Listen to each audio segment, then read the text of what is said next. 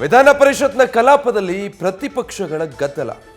ಪ್ರಶ್ನೋತ್ತರ ಕಲಾಪದಲ್ಲಿ ವಿಪಕ್ಷ ನಾಯಕರು ಜಟಾಪಟಿಗಿಳಿದಿದ್ರು.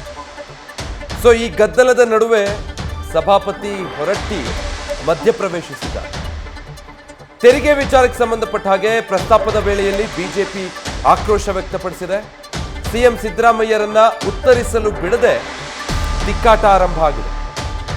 ಆಗ ಏನ್ರಿ ಗೂಂಡಾಗಿರಿ ಮಾಡ್ತೀರಾ ಅಂತ ಸಿಎಂ ಪ್ರಶ್ನೆ ಮಾಡಿದ್ದಾರೆ. ಸೊ ಸಿದ್ದರಾಮಯ್ಯ ಗೂಂಡಾಗಿರಿ ಪದ ಬಳಸಿದ್ದಕ್ಕೆ ಬಿಜೆಪಿ ಆಕ್ಷೇಪ ವ್ಯಕ್ತಪಡಿಸಿದೆ. ಗದ್ದಲ ಹೆಚ್ಚಾದ ಕಾರಣ ಪರಿಷತ್ ಕಲಾಪವನ್ನ ಮುಂದೂಡಿಕೆ ಮಾಡಲಾಯಿತು.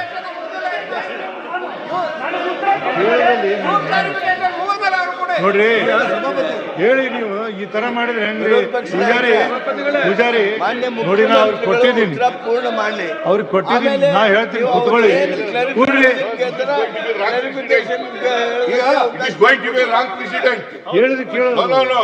ಕ್ವಶನ್ ಉತ್ತರ ಕೊಡ್ತಾ ಇದ್ದೀನಿ. ಕ್ವಶನ್ ಕೇಳಿದ್ದಾರೆ, ನಾನು ಉತ್ತರ ಕೊಡ್ತಾ ಇದ್ದೀನಿ. ಮುಗಿಸಿದ ಮೇಲೆ ಬೇಕಾದ್ರೆ ಕ್ಲಾರಿಫಿಕೇಶನ್ ಕೇಳಲಿ. ಈಗ ಮಧ್ಯದಲ್ಲಿ ಎದ್ಬಿಟ್ಟು ಗಲಾಟೆ ಮಾಡಿದ್ರೆ ಗೂಂಡಾಗಿರಿ ಮಾಡ್ತೀರಾ?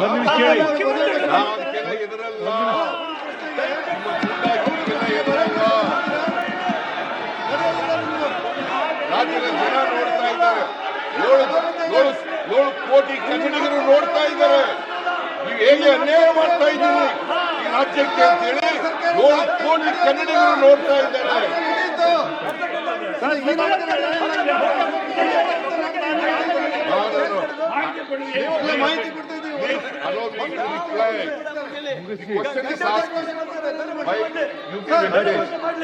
ಅವ್ರು ಕೇಳ್ತಾರೆ, ಅವ್ರು ಕೇಳಿದ ಮೇಲೆ ಏನಾದ್ರು ಇದ್ರೆ ನಿಮ್ ಪರ್ಮಿಷನ್ ತಗೊಂಡು ಕೇಳಿ.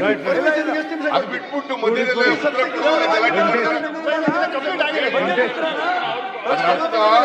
ಅದರ ಅರ್ಥ ಅವರು ತಪ್ಪು ಮಾಡಿದ್ದಾರೆ, ತಪ್ಪುಗಳನ್ನು ಹೇಳ್ಬಾರದು ಅಂತೇಳಿ ಗಲಾಟೆ. ವಿಧಾನ ಪರಿಷತ್ನ ಕಲಾಪದಲ್ಲಿ ಈ ರೀತಿ ಗದ್ದಲ ಸೃಷ್ಟಿಯಾಗಿತ್ತು. ಪ್ರಶ್ನೆಯೊಂದನ್ನು ಕೇಳಲಾಗಿತ್ತು, ತೆರಿಗೆಗೆ ಸಂಬಂಧಪಟ್ಟ ಹಾಗಿತ್ತು ಪ್ರಶ್ನೆ. ಅದಕ್ಕೆ ಉತ್ತರ ಕೊಡೋದಕ್ಕೆ ಮುಖ್ಯಮಂತ್ರಿಗಳು ಮುಂದಾಗ್ತಾರೆ, ಬಟ್ ಉತ್ತರ ಕೊಡೋದಕ್ಕೆ ಬಿಡೋದಿಲ್ಲ. ಅವ್ರಿಗೆ ಒಂದು ರೀತಿ ಗದ್ದಲದ ವಾತಾವರಣ ಸೃಷ್ಟಿಯಾಗುತ್ತೆ. ಆಗ ಸಿಎಂ ಸಿದ್ದರಾಮಯ್ಯನವರು ಕೂಡ ಅದನ್ನು ಪ್ರಶ್ನಿಸಿ ಮಾತಾಡ್ತಾರೆ. ಗೂಂಡಾಗಿರಿ ಮಾಡ್ತಾ ಇದ್ದೀರಾ, ಅವ್ರು ಪ್ರಶ್ನೆ ಕೇಳಿದ್ದಾರೆ, ಅದಕ್ಕೆ ನಾನು ಉತ್ತರ ಕೊಡೋದಕ್ಕೆ ಹೋದರೆ ಅವಕಾಶ ಮಾಡಿಕೊಡ್ತಾ ಇಲ್ಲ, ರಾಜ್ಯದ ಜನ ನಿಮ್ಮ ವರ್ತನೆಯನ್ನು ನೋಡ್ತಾ ಇದ್ದಾರೆ ಅಂತ ಹೇಳಿ ಮುಖ್ಯಮಂತ್ರಿಗಳ ಈ ಪದ ಬಳಕೆಯ ವಿರುದ್ಧ ಬಿಜೆಪಿಯ ಸದಸ್ಯರು ಕೂಡ ಮತ್ತಷ್ಟು ಕೋಪಗೊಳ್ತಾರೆ. ಆ ಕಾರಣಕ್ಕಾಗಿ ಗದ್ದಲ ಇನ್ನಷ್ಟು ಹೆಚ್ಚಾಗುತ್ತೆ.